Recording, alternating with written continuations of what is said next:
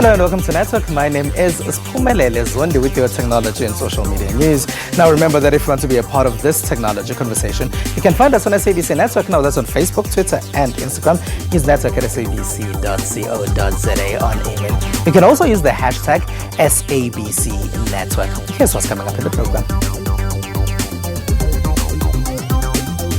We spent some time with people using tech to find solutions to existing social issues. The hackathon was in DR in the Northern Cape. SABC Festival in Johannesburg is hosting digital artists from across the continent and other parts of the world. And today we are discussing financial inclusion. Ashad Abba, who is the Global Vice President at Canback Consulting, is here for that one. Hello, thank you very much for joining us, Ashad. Thank you. Now, what is financial inclusion? Financial inclusion is about creating access to financial service and products for business, both formal and informal, and for the general population. All right, hold that thought. We will have that discussion later in the program. But first, your technology and social media news.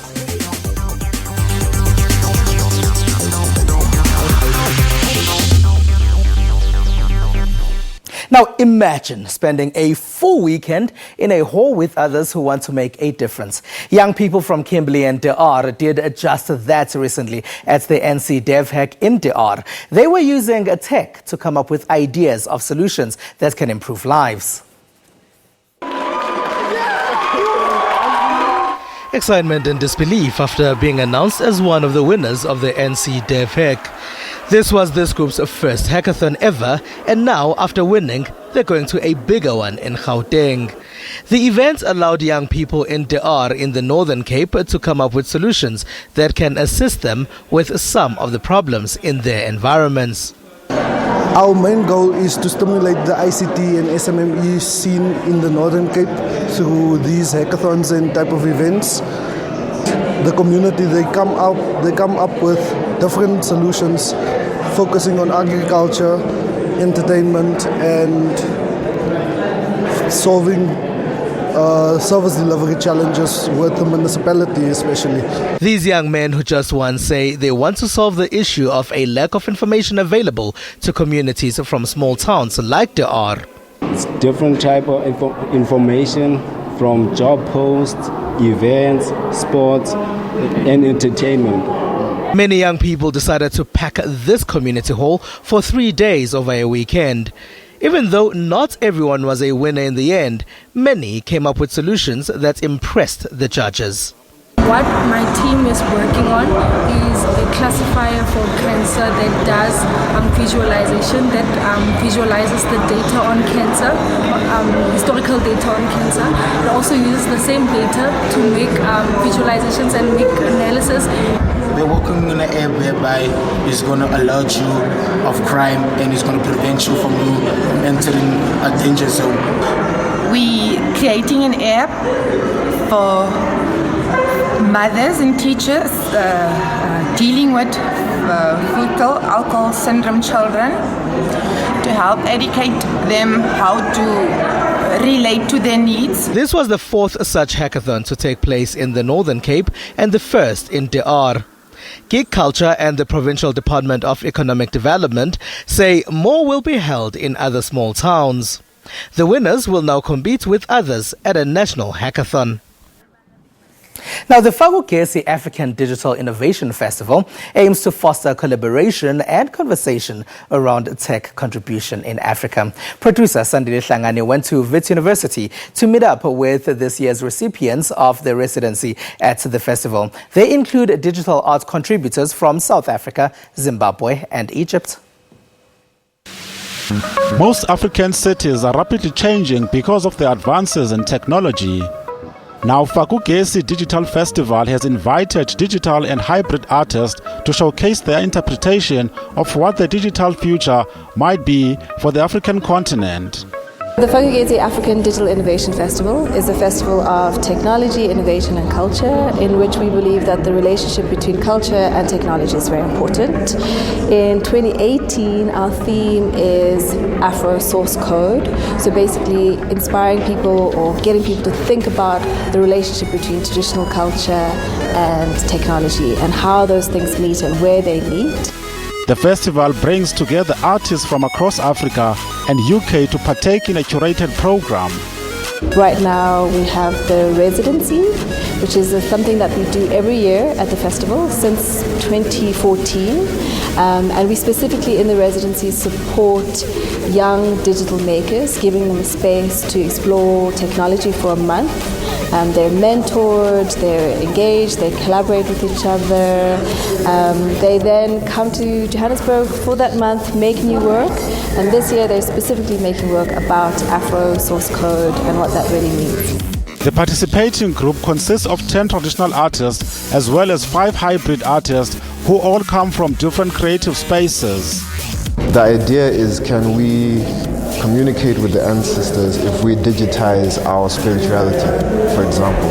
So if we use the mbira, which is a very important instrument in Shona traditional religion, if we digitize it, if we record it and manipulate the sound, will the ancestors hear us? The project aims to work on the ambient sound and the soundscape of each city I travel to, and reforming the sound with different formatting and convert the sound waves into a visual object. I was looking at where we came from and where we're going, and where we came from is a very tangible place and where we're going is intangible. And how I illustrate this with these images is that, we moved from aquatic creatures to terrestrial creatures, right? And now we're moving more and more into cyberspace. With the festival showcasing some of the best artists from UK and Africa, it is safe to say the future of creative innovation and technology is in the right path. Now, companies have to evolve to come to this digital era. Sandy Lehlangane went to SAP Now to find out how this is happening. Today, businesses of all sizes in all industries are really facing a storm of technology, whether it's cloud computing, social media, or big data. With so much competition coming from the web, it is time for businesses to start seriously taking advantage of technology tools to expand their reach. We want to allow businesses to be able to change quicker. Every time you want to start a new capability in your business, whether it's a new business, line of business, a new product, it takes too long these days. Because technology is tied into everything we do, every time we want to make a change, we're expecting a 12 to 18 month cycle. The world has changed by then. We need to make sure that technology allows us to do things very quickly. Those who are in the technology space say technology has become not only just an important operational component to businesses, but also a critical strategic component to exceed customers' expectations. I think it's key that we listen to our clients, understand their business problems and match our solutions to those problems. And I think, that will make them successful, will make us successful, and hopefully take us into the future in a very positive light. This transition in technology is forcing businesses to think progressively and look at how they are planning for technology use today. It brings a lot of the next generation innovation into our local South African market, and it's really going to reshape what we're doing in the country, embracing digitization in ways that we would once deem possible only on movies, and it's really going to reshape industry. As we have seen throughout history, a changing workforce is unavoidable, but digital technologies are reshaping how we work at a more rapid rate than ever before. It is SABC Network on Facebook, Twitter, and Instagram. News Network at sabc.co.za. After the break, we chat about economic inclusion using a digital system. So stay with us.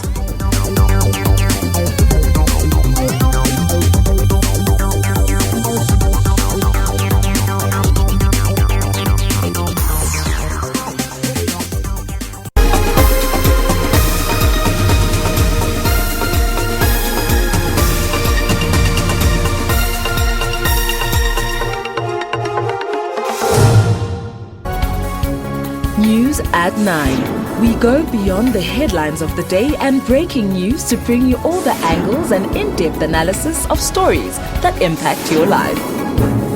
We are on the ball with all economic stories.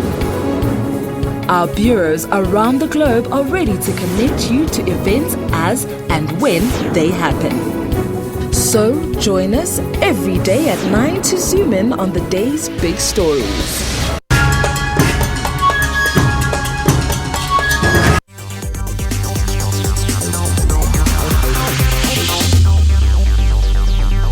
It is SABC Network on Facebook, Twitter, and Instagram. News Network at sabc.co.za on email. Thank you very much for choosing us. Now, there's a new service that uses a cryptocurrency to allow people to send money to Zimbabwe and buy goods there as well. Its creators say this is because of the country's currency shortages and to assist the unbanked who have to carry cash all the time and carry it across the border too. It's called Amazing and it's created by Zinc. The diaspora solution that we're launching in South Africa is for Zimbabweans that are living in South Africa that remit money every single month back to Zimbabwe. A free member, you don't pay anything to be on the app, but all your transactions, when you transact in the app, you transact for free. Okay, and what we do with the gold membership, once you get the gold membership, you are going to pay $5 for gold membership. And when you pay $5, you are going to get insurance cover, $200 for 12 months. You are insuring a life in Zimbabwe because there are no products at the moment for people in Zimbabwe to buy insurance for people in Zimbabwe. So you first go to coins. After coins, you go to buy coins. Then after coins, you choose the amount of coins that you want to buy. So we are going to buy $10 worth of coins, and we go to next. Then under next, you get your order. The order has the total value of the product that you're going to purchase. Then you go to buy. After buy, this basically confirms that your purchase has been successful, an order has been created, and you get an order number. They're putting money into envelopes and they're transferring that money across the border in taxis. Now you can just imagine the risks associated with that. It doesn't really work. So what we identified was a need for us to drive an alternative product in the market that would allow Zimbabweans to remit more money across the border or to get better value for the services they're putting across. Now, that's one method that is promising to help with financial inclusion. Now, Kenya has seen massive success with M-Pesa, Zimbabwe has EcoCash, and there are various others from different parts of the continent. Now, joining me in studio to discuss this is Ashad Abba, who is Global Vice President of Canback Consulting. Hello, and thank you very much for joining me, Ashad. Thank you. All right. Now, Ashad, you explained briefly what financial inclusion is in the beginning of the program, but what is it exactly if we were to expand on that? So essentially, it's about banking the unbanked, but also creating functions and services for large parts of business, whether large or small, to actually be able to utilize financial products more effectively in any economy. Why is there a need for this? Two things. In many economies like South Africa, a large part of transacting is cash-based. I think in South Africa that sits at about 80%. There's a high risk about transacting in cash, but also there's a very informal or parallel economy that exists. And if we want to formalize that economy, one of the best ways to do that is actually to use fintech services that creates accessibility to many of these institutions actually become banked. Let's talk about the informal economy. Who are we talking about here? Street vendors? We're talking about street vendors. We're talking about informal traders in the marketplace. We're talking about most entities that don't use point-of-sale services. Essentially, transaction is by cash or effectively person-to-person. And so what methods are there and how are they used, for example, in different parts of the world that probably can be imported to South Africa? Absolutely. So if we look at Africa, I mean, the rise of someone like M-Pesa has mainly been driven by need, because the formal financial systems, the formal banking sector didn't really cater for these types of individuals, both in terms of cost but in terms of accessibility. The brick and mortar structures really didn't get to a large part of those countries. If we look at countries like China, which is leading on fintech, quite interesting, it's effectively an economy that is highly commercialized in terms of e-commerce and highly cash driven by 2000, but because the economy has become almost an e-commerce boom, people have migrated to platforms driven by the likes of Alibaba and Tencent to actually transact. And the way they've done that was quite clever. They actually entice people through different celebratory periods to actually start using the services and move away from cash. In an economy like India, the demonetization of cash has migrated the unbanked from about under 40% to about 83% in 2017. That's big moves. You mentioned the likes of Alipay by Alibaba in China and M-Pesa in Kenya. Some of those services have not succeeded in South Africa. M-Pesa, for example, folded after only 2 years. What was the problem there? So I think if we look at M-Pesa, I mean, for them to be successful, they needed a high volume of transactions. I think they were only able to bring in under 80,000 people. So on the one side, you have to convince people to stop using cash and to actually trust using e-commerce, e-wallets. And I don't think that trust came through the system. Also, in the M-Pesa world, the agents that were utilized in Kenya were quite effective in terms of how they rolled it out, both in terms of education and making sure that people understand the benefit of the services. That hasn't really worked out with M-Pesa in South Africa. And also the South African economy is a bit more sophisticated. So the more sophisticated economy, the harder it is for the fintech companies to actually take share away from some of the formal segment of the market. Who should be spearheading this? Is it individual entrepreneurs? Is it the SMMEs? Or should it be big organizations like, for example, in Kenya, it's Safaricom, which is a subsidiary of Vodafone, that's introduced M-Pesa? So I think it's a collaborative effort between government, business, and just the general public or entrepreneurs coming to the marketplace. So some changes we're seeing in South Africa is through the Reserve Bank, they look at the national payment systems, trying to make it less rigid and create more accessibility to fintech. That's quite important because although M-Pesa has grown quite significantly in Kenya, we're now seeing higher default rates where almost anyone is giving a microloan and it's almost ballooning out of proportion. So there has to be a balance between what is working effective in the economy and to make sure that we don't create a higher level of indebtedness, which is a big issue in South Africa. So I think the government's trying to get on top of how do we move towards these national payment systems. I do think government needs to move faster on policy because the world is moving a lot faster than they are right now on these things. And then secondly, we need to encourage fintech companies to become accessible in the marketplace. On the one side, they create a higher competition for your financial institutions, which will drive down the cost of point of sale. And we're already seeing that happening with some of the fintech companies coming to South Africa. It's creating a higher level of competition. And it's important because it allows us to formalize a lot of trade in South Africa, which has been some of the concerns raised recently.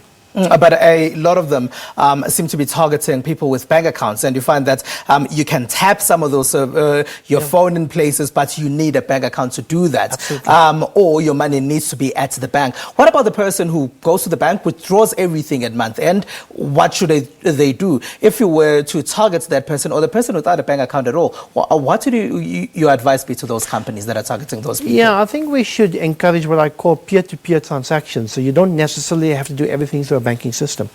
So if you look at, I think it's one of the African countries, I'm not sure exactly, I think it's Tanzania, where effectively they've encouraged all the wallets to align so you can transfer money between wallets, so you don't actually have to have an intermediary, the bank that just clears the transactions for you. If we look at what's happening in China, it's a lot of peer-to-peer transactions. So effectively you transact directly with Alibaba, you make a transaction, they do an evaluation of your requirements, and they tell you whether they can give you money. There's no need to formalize or go through a formal banking system. So I think creating that system of flexibility to encourage fintechs both will drive down costs, but also will increase accessibility, because the burdensome process of opening up a bank account or getting a loan from a formal bank creates almost a point where people just get fed up. They don't want to do it through that process. All right, Ashad Abba, thank you very much. Thank you. All right, sure. Now, Ashad Abba there is the Global Vice President at Canback Consulting. Now, we also caught up with the singer Zoe Mudicha, and she told us what her favorite tech is. Hello, Sanbonani, this is Zoe Mudicha, and I'm a musician. My favorite gadget in the whole world is a microphone, and that's obviously because of what I do for a living. I love the fact that I'm able to project myself and basically speak to people's souls. Yeah, thank you, microphone.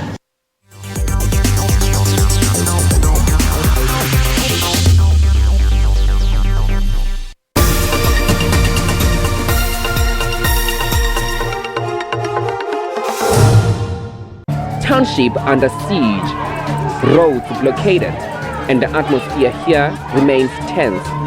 Residents want their houses damaged by the storms repaired. Rains are coming. Who's going to repair my furniture? Police remain vigilant. We may never have sufficient members, but the members that we have, we are comfortable with them. We are in a position to deal with the situation. From us also as councillors, we lack information as it's not cascaded to us.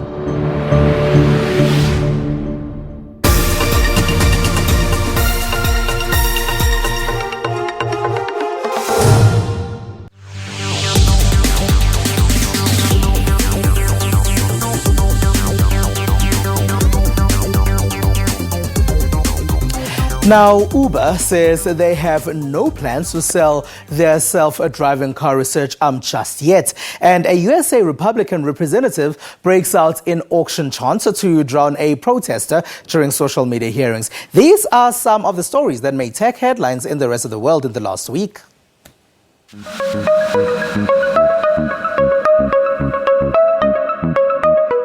Uber Technologies chief executive Dawa Khosrow-Shahi said on Wednesday the ride-hailing app company was on track to launch an initial public offering next year and had no plans to sell its self-driving car research arm. This is an enormous market that we're going after. Ultimately, we, Lyft, our other competition, we are looking to replace car ownership. The transportation ecosystem is a $6 trillion plus ecosystem, but Uber accounts for less than 1% of miles driven in the US. So there's plenty of growth for ourselves and our competition, and we think that there'll be an appetite in the market for all of us, actually. Khosrow-Shahi also told Reuters in an interview that the company was not planning to sell its advanced technologies group at this time. Now heading over to Germany. The best is yet to come for Wirecard. The German fintech company that has ousted Commerzbank from the blue chip DAX index after rapid growth in its online payments business helped double its share price this year. This DAX entry is for us just an intermediate step. We think that we have an enormous growth and dynamic before us. This is what we concentrate on. So yes, it's a good day for shareholders, etc. But it's nothing that slows us down, or we are not looking back, but we're very much looking into the future. And I think that the dynamic of growth in the next 10 years will totally outperform what we achieved in the last 10 years. CEO Marcus Braun, hired in 2002 to turn around what was then a 3-year-old startup that had been laid low by the dot-com crash, forecast that growth at the firm based in Aschheim, near Munich, would accelerate in the years ahead. Now heading over to the US of A. Representative Billy Long broke out in an auction chant on Wednesday to drown out a protester who was interrupting the House Energy and Commerce Committee hearing on social media. The protester stood, interrupted the hearing with complaints against Twitter's Jack Dorsey. Jack Dorsey is trying to influence the election, to sway the election. What's she saying? I can't understand her. What? Steal the election. That is why he is censoring and shadow banning. How about it in 12 and a half? 50? Long, a Republican from Missouri, pretended to auction off a phone, drowning out her arguments as she was escorted out.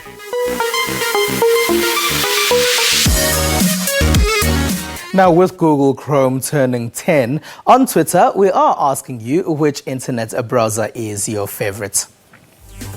Now, 75% of respondents say Google Chrome. It actually is the most popular browser by far. And 8% are people who say Internet Explorer. There's another 8% which prefers Firefox. The rest of the internet browsers are sharing 9% of the Twitter votes that we ran there. And that's all we have for you. You can find us on SABC Network. Now that's on Facebook, Twitter, and Instagram. Use network at sabc.co.za on email. We leave you with the visuals of a technology that can help take care of the elderly in China. For me and the rest of the network team, have a good one. Bye-bye.